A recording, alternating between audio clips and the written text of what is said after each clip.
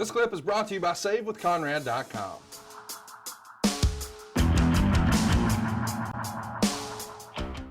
I feel like Ole, since we're doing sidebars, I feel like Ole is sort of painted with a negative brush more often than not. And don't get me wrong, he's brought a lot of that on himself. He's just, as my grandfather would say, an old cuss. And I love that about him. I think it's fun. I get a kick out of it. It's sort of old South, but it does probably rub some people the wrong way and alienate some people, but it doesn't discount.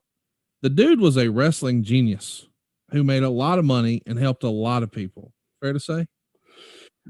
Yeah, him and Gene, people forget how over him and Gene were.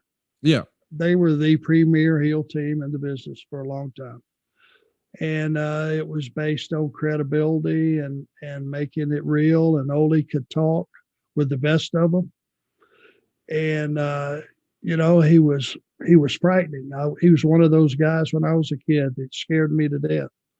But he came from an era where you had a small territory, or I won't say small territory, but you had a territory, and he had the power of that cable television show to drive it. And he created a lot of stars.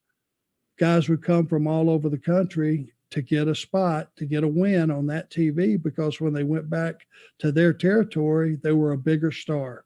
Hey, I saw you on Atlanta. It was called Atlanta TV back then. That's how the boys, referred to it.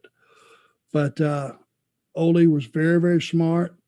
Jim Barnett was a very smart man. They were in business together. And Ole had the cream of the crop that he could choose from, a lot of incredible talent. When I got there, now you're talking, you've got Buzz Sawyer, you've got Tommy Rich, you've got Paul Orndorff, the guys that passed through there, the Mass Superstar passed through there, Wrestling 2, all these guys that were coming through there, because they knew if you got a good run on that TV, man, everybody in the country knew you.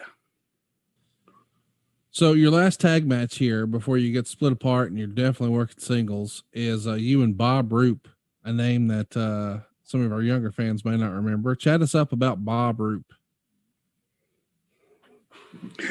When Sheik finally found out that Bob was close with Ole and was like kind of the assistant booker, Sheik was always trying to get in with Ole for whatever reason. I hear him in there one day, or Mr. Roop, Bob Roop, Mr.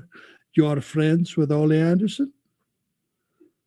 Well, yeah, Sheik, I'm friends. You're assistant booker? Yes. Does he know I am former Olympic champion? Stretch everyone. I stretch you, Mr. Roop. Now, Bob Roop was a shooter, right? Right. He's a big amateur. Do I have to stretch Ole to let him know that I should be his champion?